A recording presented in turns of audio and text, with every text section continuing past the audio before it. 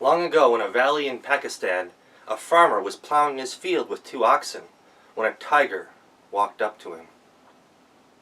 "Hello, farmer," said the tiger. Hello, Mr. Tiger," said the farmer, who was very nervous but figured it's always best to be polite to tigers. "How is your day going?" "Fine," said the tiger, "but I'm hungry.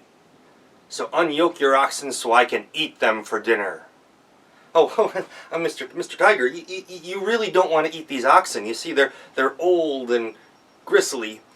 My wife, back in our farm, she has a nice young cow that will be a great meal for you," said the farmer, thinking that while losing a cow would be bad for the family, at least he could have the oxen to plow his field and they'd have some food.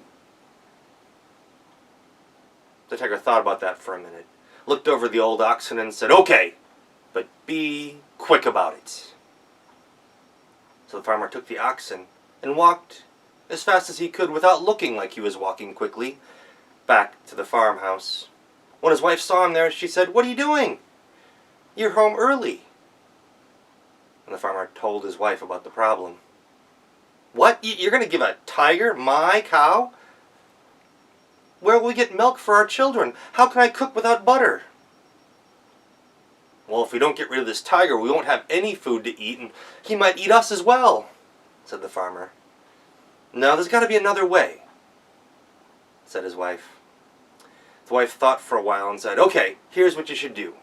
Go back to the tiger and tell him that your wife will be bringing the cow in just a few moments." "Okay, then what?" "I'll take care of the rest," she said. And this husband, he was a good husband. He trusted his wife.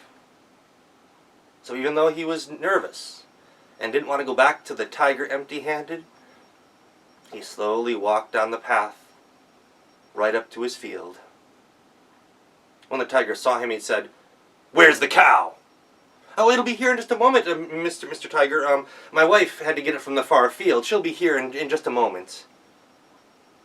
"You better be telling the truth," said the tiger, showing his sharp white teeth.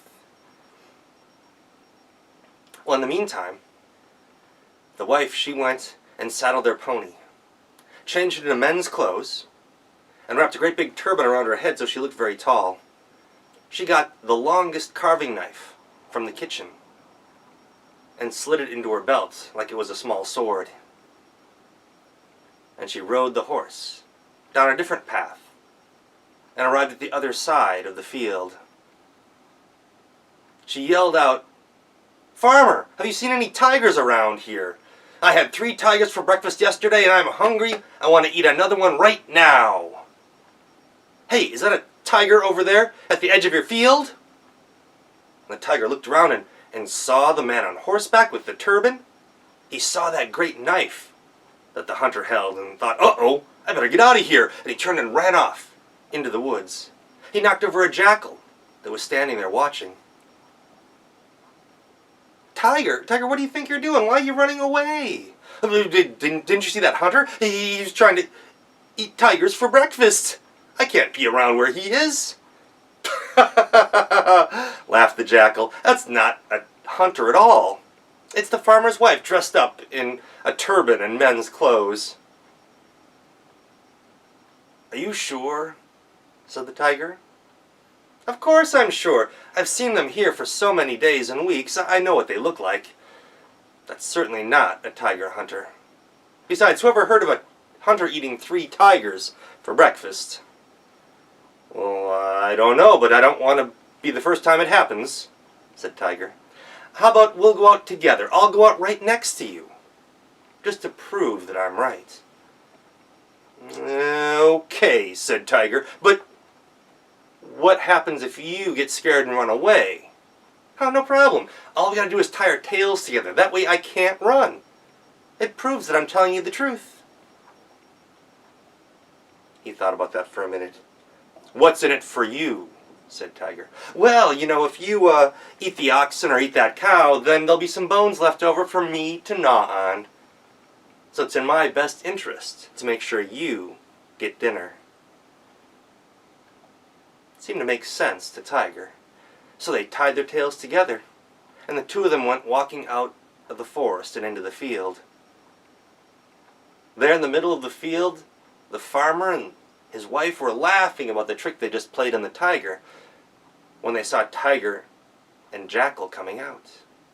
The farmer said, "Uh-oh, here comes the tiger again. We better get out of here." And he turned to walk away, but his wife grabbed him by the arm. "Wait. Wait."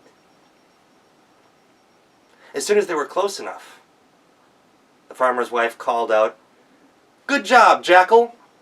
You brought the tiger back. Now I can eat the tiger and you can gnaw on his bones."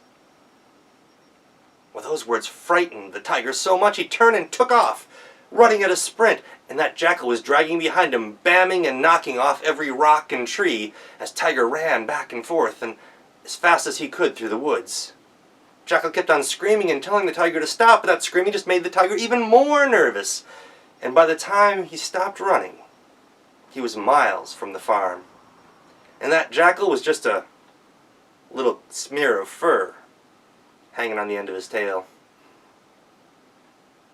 And whatever happened in that field that day, well, it must have taught that tiger a lesson, because he never came back to that part of the forest and that part of the fields. All because of a clever wife who solved a problem. And that's the end of the story.